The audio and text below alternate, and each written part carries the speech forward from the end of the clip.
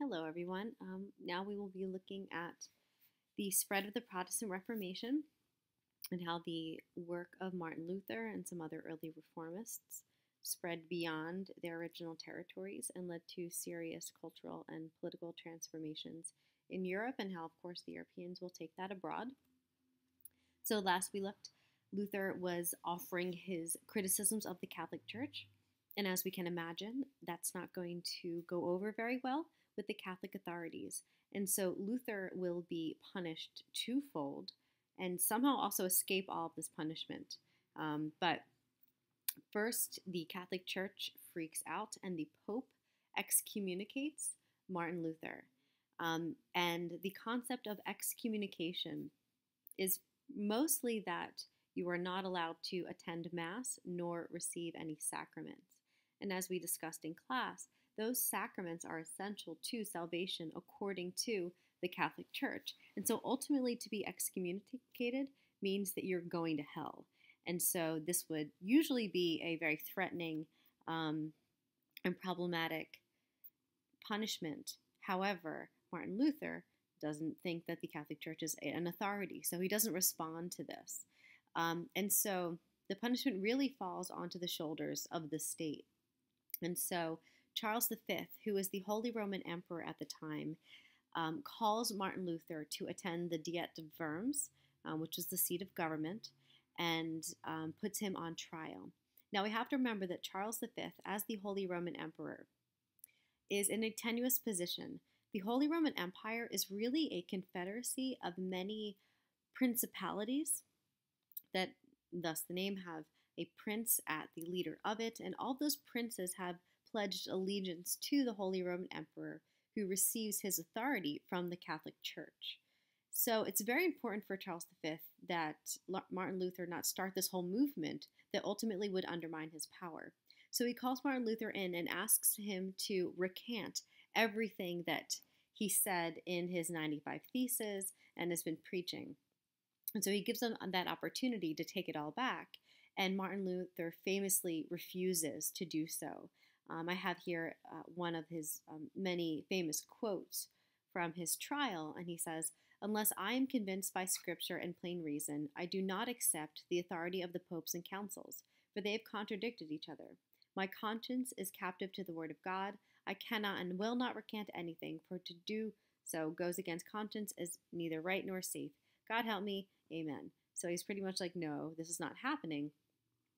To which Charles V responds by issuing the Edict of Worms that says Luther is an outlaw and a heretic. And within that law, it actually said that if you were to see him, like, you could kill him and not be punished. So that's not very Catholic of them. And the goal was to have Martin Luther transported for jailing. And then there is an event in which he is intercepted. Like, some hood-masked guy comes on a horse while he's in transit and captures him.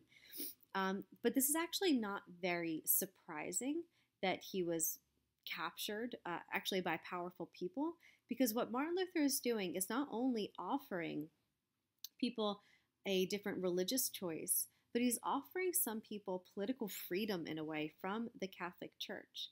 And we'll get into that in just a second, but what we're seeing is that so much is changing now with Christianity in general.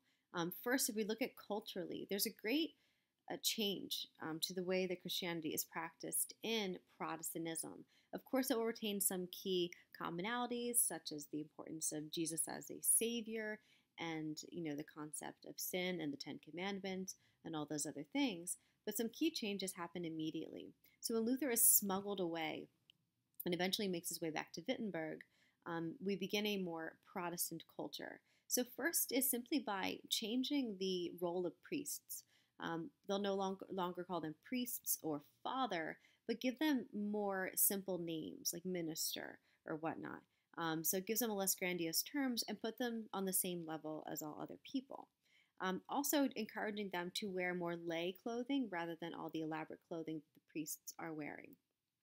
There's also a movement to allow priests to be married. Martin Luther himself got married. He was in very famous marriage with a woman he considered an equal. And so he believed it was important for ministers to be married so that they could connect to the common person. He thought celibacy was unnecessary to be a follower of God. And so they began to get married.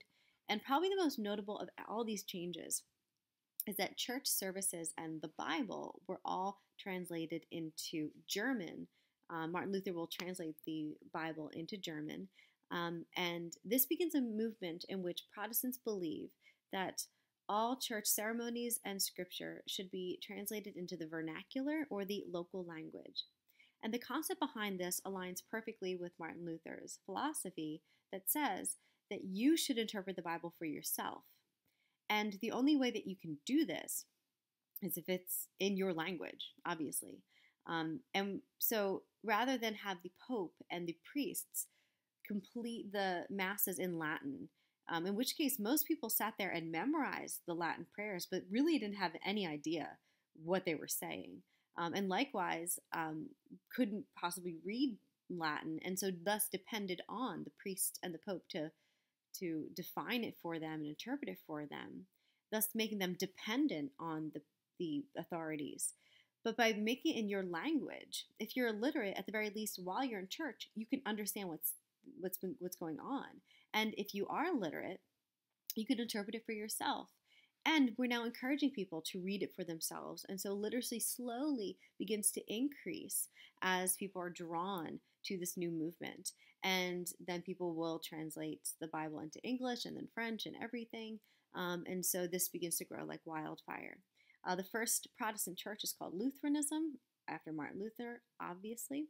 But after Luther is freed, we do see a series of wars erupt. Some princes and also a bunch of peasant wars.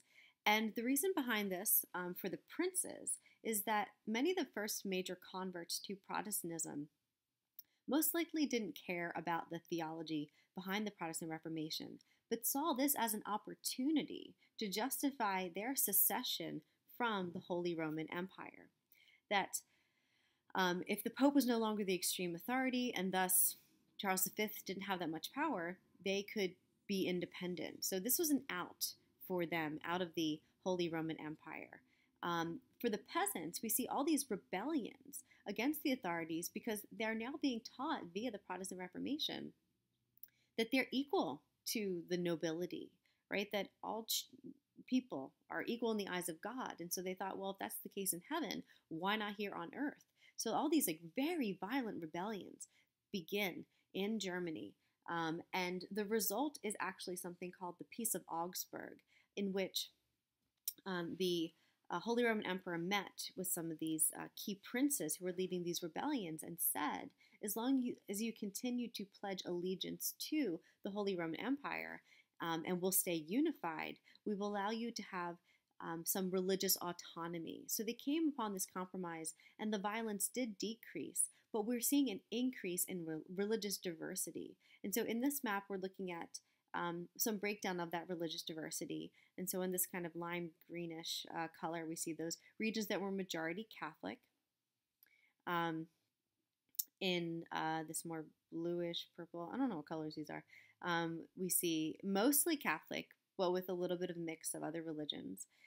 In the orange, we're seeing extremely Lutheran regions. We'll study some of these as well. In this peachish, we see some Calvinist. And so we're seeing a diversity of religion. And this ultimately is not good for the Holy Roman Empire, right? It is easier to rule over a homogenous people. But now as we become more diverse, we're going to become more fragmented, right? That seems pretty obvious. And so for a while, we have some amount of peace. But eventually, the Peace of Augsburg will break down, and we have a holy war essentially occur, a mix of holy and political war known as the 30 Years' War, which is actually one of the few wars that's named after a stretch of time that is actually that stretch of time, right? So beginning around 1618 and lasting through 1648, this is a really complicated war with many fronts and many motivations. But to break it down very simply, we see many of these princes approaching 1618 begin to suppress Protestantism, which leads people to rebel against that. notably those German princes who are still looking for a way to be more independent and autonomous. But when these rebellions begin to happen, and the area seems so vulnerable, we see outside forces begin to intervene in a way to hope to influence and possibly take the region. So there's many interventions. The Swedes get into it, which you see here. This is the Swedish king, Gustavus Adolphus. I just wanted you to hear that name, so that's why I have him there. The French get involved because the French are related to some of these German princes. The Spanish also get involved because the Spanish are also related to the Habsburg family who are ruling Germany at the time. So all these groups get involved. It's a total mess with religious motivations tacked onto the political tensions. And it's the most devastating European war until the World Wars. One of the highest death tolls. It leads to famines and other horrors. And it's pretty brutal. So it's one of the many religious wars that happens as a result of the Protestant Reformation, right? So that's how Germany is diversifying in its religions and is politically affected by it. Let's take a look at the English now. So the English Reformation is very different from the Protestant Reformation in that the English Reformation had little to do with anyone's concern over how corrupt and religiously incorrect the Catholic Church was. This has nothing to do with theology. This has everything to do with this guy, right? This haughty, proud man. So England at the time was led by the Tudor family, which began with the reign of Henry VIII. And many people often know Henry VIII because of his brutality towards his wives and whatnot. But Henry VIII is very significant for setting England off on this path of Protestantism and ultimately some serious religious tensions. Henry VIII asked the Pope for an annulment from his first wife since she had not produced him a male heir. And we'll go a little further into some of the family history because it actually is quite important to English history. But she did not produce him a male heir, which, of course, that's actually not her fault, right? It's the man that determines the sex of a child. But they didn't know that back then, so he just wanted to get rid of her. But an annulment is simply a void of marriage. It's the only way to end a marriage in the Catholic faith. And they had been married for long enough, and it was proven that she could have children. So there was no grounds for an annulment, so the Pope said no. And so after that, Henry VIII launches the Act of Supremacy, which is a law that broke England away from the Catholic Church and made him the supreme authority of England and also helped him claim church property, right? So this is all a power move. He doesn't want to submit to the Pope, right? Because if everyone is Catholic, ultimately the Pope is the supreme authority. He wanted to get his annulment and do what he pleased with his marriage and his lineage. And of course, the church is one of the richest institutions in Europe in general, and definitely in England. And so he wanted to claim that property. So this is a win-win for Henry VIII. But the problem is ultimately that the way that he dealt with his family life is setting England up for some pretty serious disaster. Interestingly enough, Yale did a study about 10 years ago to determine what the most and least spiritual places on earth were. And we mean spiritual, right? People believing in something beyond themselves. It doesn't necessarily mean that people have to be going to temple or church or whatever. They found that India was the most spiritual, and they found that England was the least spiritual. And that makes sense considering how religion becomes political so severely in this time period. So the basic history of Henry and his 6 wives is that he was originally married to Catherine of Aragon. We can see that they were married for quite a while. And the issue is that, she wasn't producing any male heirs. He wanted to get rid of her. He was denied his annulment. Thus, he breaks from the Catholic Church and divorces her. He did have a child with her. He had a female child named Mary. Catherine was raised Catholic. When she is divorced and essentially banished, and she and her daughter Mary are considered illegitimate, they move north and they continue their Catholicism, and they're obviously pretty angry at Henry. And this will come back to haunt England. Then he marries Anne Boleyn. Anne Boleyn he also marries just for a short period of time. And she also bears him one child that lives beyond infancy, who's also female, and that will be Elizabeth I, or great Queen Elizabeth of England, eventually. And she is executed because, again, she's not giving a male heir. There's, of course, rumors of divorce and betrayal and whatnot. My favorite part of the story of Anne Boleyn is that when he moved to execute her in a show that he did actually love her or care about her, he did her the favor of importing the best axemen from France so that when she would be beheaded via the axe, he would be able to do it in one chop versus the multiple chops that it often took to behead a person in that manner. So he's really nice. And then it goes forward. He marries Jane Seymour, who dies, I believe, in childbirth or as a result of complications of childbirth.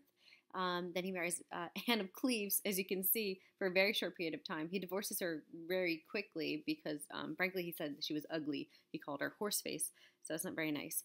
He moves on to Catherine Howard, who he executes because he believes, again, she's not producing sufficient heir and that she was running around on him, which is funny because he was running around on everyone. He most likely died of serious complications of syphilis, so, and then lastly, Catherine Parr, she's about 15 or so when he marries her, and at that point he's very old, so very creepy. He dies and leaves her as a widow. And here's the issue, right, that he doesn't have many living heirs despite all the wives that he has. He had one male heir who inherits the throne after he dies. He's only 9 years old, and so it's business as usual. He just continues what his father was doing because he was a child, but he only reigns for a couple years. After that, there's great controversy over who will reign in succession for the Tudor family. So after, some controversy, Mary ascends the throne, right? She is the daughter of his first wife. She was raised Catholic, and she's pretty angry at her father, at the powers that be, and raised Catholic. She wanted to continue Catholic culture, and we see this in the way she dealt with Protestants. There were Protestant rebellions against her reign, and she becomes known as Bloody Mary for her forceful put down of the Protestants. Many key Protestant politicians were killed, a lot of massacres, and so this creates great tension within England, right, which has a growing Protestant population, but there are still very devout Catholics. So pretty much Catholic and Protestant become political parties, right? And so this, grows and grows in terms of tension. When Mary dies, Elizabeth takes the crown, and she is raised Protestant. And so she reverts the kind of religion of the land back to Protestantism. Ultimately, she's fairly moderate, though, which is important to recognize because Elizabeth I will be really important because she lends stability to England. She reigns for over 40 years, so we finally have a stretch of time where we have one ruler who is generally tolerant, looks the other way as people maintain their Catholicism, although she does cultivate what becomes known as the Anglican Church. And so the Anglican Church is the state church of England, which attendance was technically required, but as I said, she did give this level of moderation, thus that we see this rising diversity of religious practice in England. And that's an issue, right? It's not easy for kings and queens to reign over culturally diverse places, right? So in some way, people appreciated her moderation, but as we'll continue to see as we look at the history of England, that diversity causes tension. And it's also why at some points, as we'll see in the next phase of English absolutism, that many Protestants and other groups will flee to what is now the United States, seeking that religious freedom, right? So it's growing in tensions and controversy. But the Anglican Church is a good way of remembering that England's break from the Catholic Church had nothing to do with theology, right? Henry VIII could have cared less about the teachings of the Catholic Church. What he cared about was the power. And we see this in the fact that the Anglican Church looks a lot like the Catholic Church, right? It combines some of the Protestant ethic with the Catholic practice. So, for example, in terms of Protestant ethic, it allows the priests to marry, and it translated the Bible and held their masses in English, right? So it wasn't in Latin, it was in English, people could understand it. But the prayers are so similar to Catholic prayers. There's still icons and imagery and very Catholic-laden imagery all throughout those churches, right? So a reminder that it's all about power, not necessarily about theology. And just a touch more about Elizabeth I, is I wish we could do more with her, but we don't have that much time. Elizabeth I, shown here in this very elaborate outfit from Elizabethan times.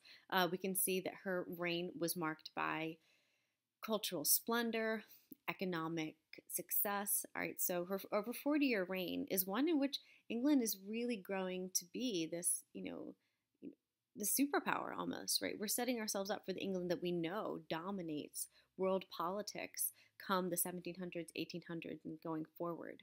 So here she's shown in this big puffy dress, but what's important about it is showing just how wealthy and sophisticated she is. With her white makeup, which she popularized at the time, showing that she is noble, right, not in the sun, getting all burned. And a cultural component that we should always connect with Elizabethan England, of course, is Shakespeare and Christopher Marlowe and all of the literature of the time period, right? That's when all of this is happening, right? So this is a rendition of the Globe Theater, right? So theater at the time is huge, music and all that other stuff as well, right? This is an artist portrayal of a play going on in the Globe Theater, right? So all this stability leads to cultural expression, right? And for England to become really its own thing in that capacity. Another main achievement under Elizabeth's rule was the defeat of the Spanish. And this is one of those markers that shows that England is taking off as a world power. So after Mary I died, Philip II was very concerned because Mary I had made an alliance with Spain. Mary I was Catholic, Spain is Catholic. Philip II actually is known as the defender of Catholicism. That's his title amongst other European monarchs. And so when Mary dies, he loses his Catholic ally, especially since Elizabeth is pushing the Anglican Church. So although Elizabeth was avoiding war with continental Europe, at some point Spain tries to take it to England, and the Armada approaches England. Elizabeth sends her fleets out, expecting the Spanish to win and to invade England, and she was ready for a land war. But the British fleets beat the Spanish Armada in very decided victory. And as this happens, and the Spanish Armada were known as the Invincible Armada, they hadn't lost anything. This kind of tilts favor and power in England's direction. And so what we're seeing again is all these states are competing, but we start to see these Protestant versus Catholic nation rivalries, and this is a key one here, but England wins this one. Other forms of Protestantism that are emerging include Calvinism. So John Calvin, shown here, is born in France. We see he does most of his work in Switzerland. And without getting into the deep ethics and complications of Calvinism, according to John Calvin, as he is reading through the Bible, his interpretation of Christianity is one of an extremely powerful God, and that cultivates itself culturally in a very unique way. Central to Calvinism is the concept of predestination. And ultimately, that says that humans have no free will, that anything that's happening on earth has already been decided by God, right, in this great battle between God and the devil for our souls. And so humans are so sinful by nature that we can't earn salvation. God has, in his mercy, in his greatness, has already saved many people, right? And so as you live your life, you're not making any decisions, right? That God is doing it all. I have to admit that this has always confused me deeply, and I've never understood then what the impetus is for good action. But the way this plays out culturally, to me, is the most important part of Calvinism, right? So John Calvin was a very convincing theologian, and eventually there was a community in Geneva that invited John Calvin to settle and essentially create a government, or kind of like a commune, with the tenets of Calvinism as the government, so thus making a theocracy here. And this is where we see Calvinism's importance, because all Calvinist cultures will look like this, and we can imagine that it's going to be at odds with any other culture or religion that is promoting opposite behaviors, right? So within the theocracy, there were a lot of very strict rules. It's almost as if we want to thank God for possibly saving us. And thus, all Calvinists live very humble, simple lives with religion at the center of it, right? So, for example, everyone was required to take religious classes, right, to do Bible study, and to, of course, read the Bible in their own language. Everyone was required to live very modest lives, right? So, very simple clothing, very simple homes, sparse decorations. So the bright clothing, or the ban on bright colored clothing, was really important because not only should you dress modestly, but you should avoid bright reds or whatever, because not only would those dyes be very expensive, and thus you'd be spending unwisely, but also you'd be calling attention to yourself.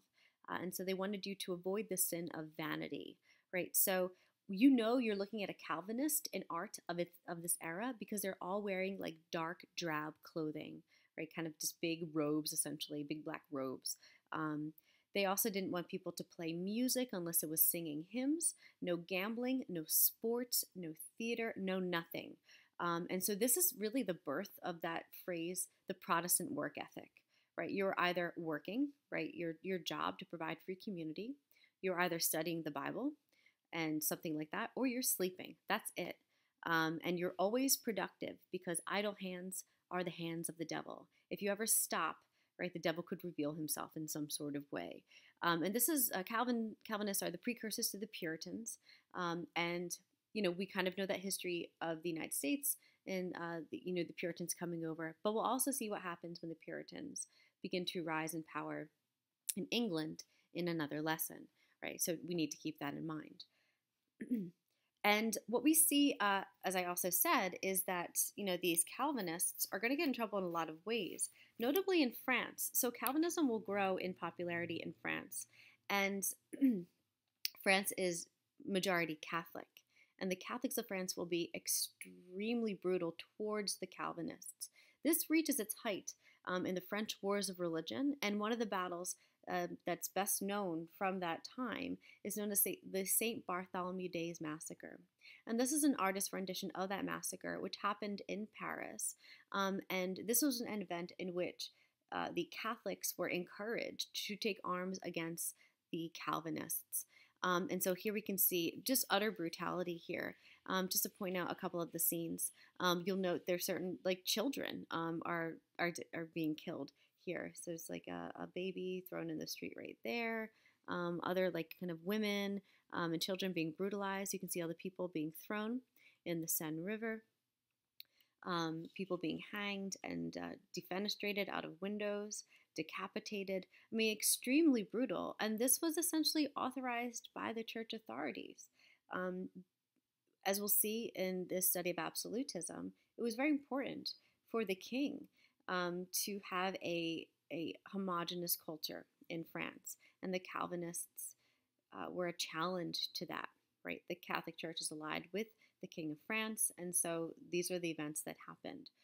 So as we think about the foundation of American society and that concept of people seeking religious freedom, this is the stuff people are fleeing from, right? French Catholics will be fleeing to the Canadian provinces or to Louisiana, right? To escape this particular forms of brutality, right? So these are the tensions happening in Europe.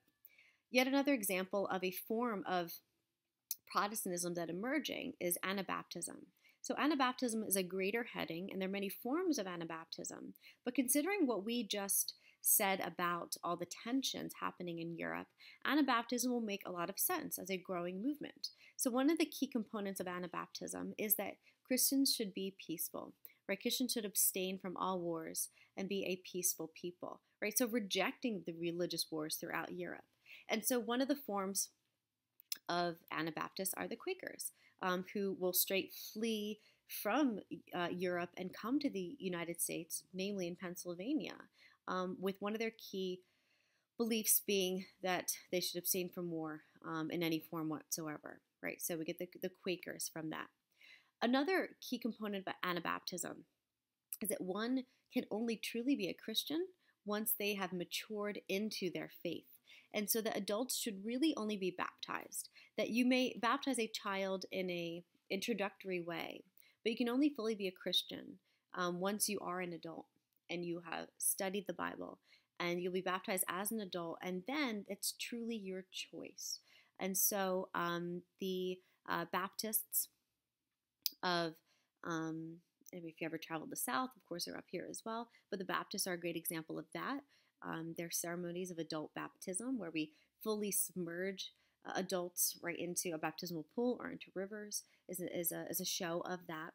Also, the Amish are a really great example of that. I'm not sure if you're familiar with the concept of Rumspringa, but Rumspringa is the coming of age ritual in which, when the Amish reach the age of 16 or 17, they are encouraged to leave the community, to live what they call in the English world, which would just be our world, and to use technology and to get modern jobs and just live away from their families for a year, or really as long as they'd like. And then they return back with full knowledge of what it's like out there. So when they come, they're fully committing themselves to the Amish community and to this Anabaptist faith, right? So all of these are good examples of different forms of Christianity that are emerging, right? So if we look at it, we're having so many new sects of Christianity pop up, and this is kind of a breakdown of it, right? So Christianity has changed very much. So early on in the times, specifically of Constantine, we had one Christian church. And before that, of course, we have many interpretations of it, but he banned many of them. So for a stretch of time, so from around 300 to about, 1054, we have one Christian church. Oops, let me go back. Then we have the 1054 schism, where we break the Eastern Orthodox Church and the Roman Catholic Church, right? They go their separate ways. And then now in the mid-1500s, we're seeing the Protestants break away. And there are over 2,000 different forms of Protestantism now.